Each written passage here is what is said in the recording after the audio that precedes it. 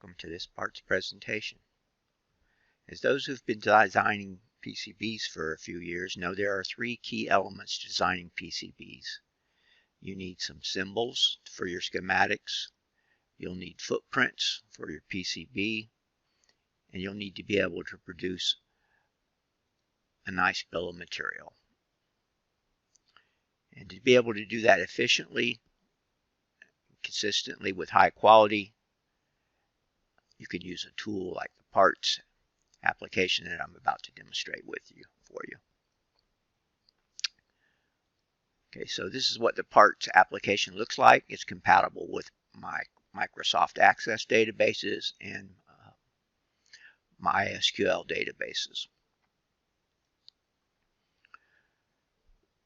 So on the left side here, we have all our parametric data: part number, manufacturer, description, supplier's name, and some of the parameters associated with the component.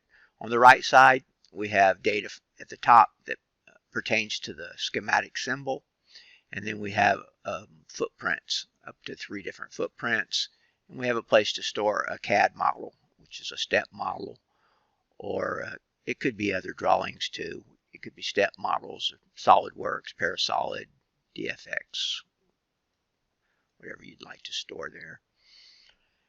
Okay, so let's look at how easy it is to create this parametric data, because it can be a considerable amount of work to have to enter all this data and these descriptions in by hand, and that's where the parts application really shines. All right, so for example, I'm going to go over to DigiKey, clicking on this little shopping cart here, and we can see we're at this component part number here. And if we wanted to create another resistor, all we would need to do is select New, and then over at the DigiKey website, we'll press with our mouse and click on the web page so you have it in focus, and select Control A on your keyboard to select everything, and then we can simply drag and drop that to the little black hat, and we've populated the record with all of our parametric data except for the data sheet. For the data sheet, we'll need to do one more separate drag and drop for that. So we could go to the data sheet, click, drag and drop, and now we would have our data sheet. Also, we're getting a warning here that we've got a duplicate part number. After all, that part number was already in the database.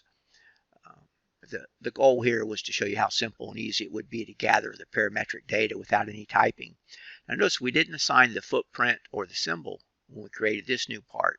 So let's go ahead and delete this one. Let's do it a little bit differently this time.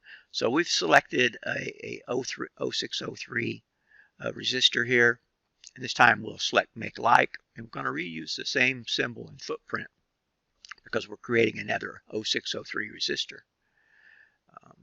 Let's see if we can manipulate this part number maybe just a little bit, and let's see what would happen if we change this to 2K. Maybe that'll be 2K. Just taking a guess. Yeah, we got a 2K resistor.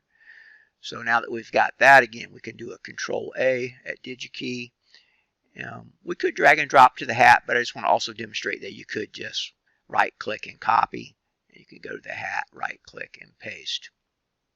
Now we have all the parametric data for the 2K ohm part, and we've already assigned our footprint and symbol to the part.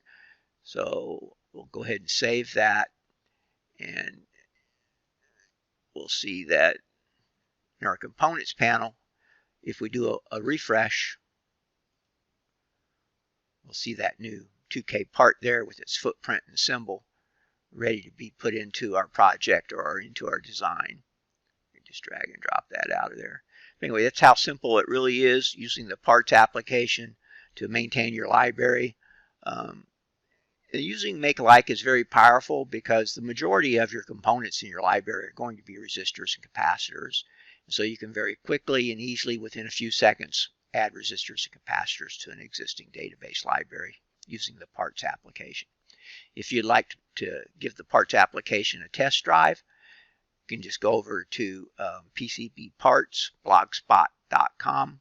I'll leave a link down below, and you can download a copy of the database.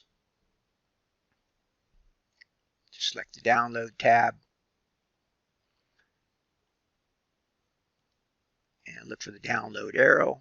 Click on the download arrow. That should download it onto your machine in your downloads folder, and you can extract those files and get started.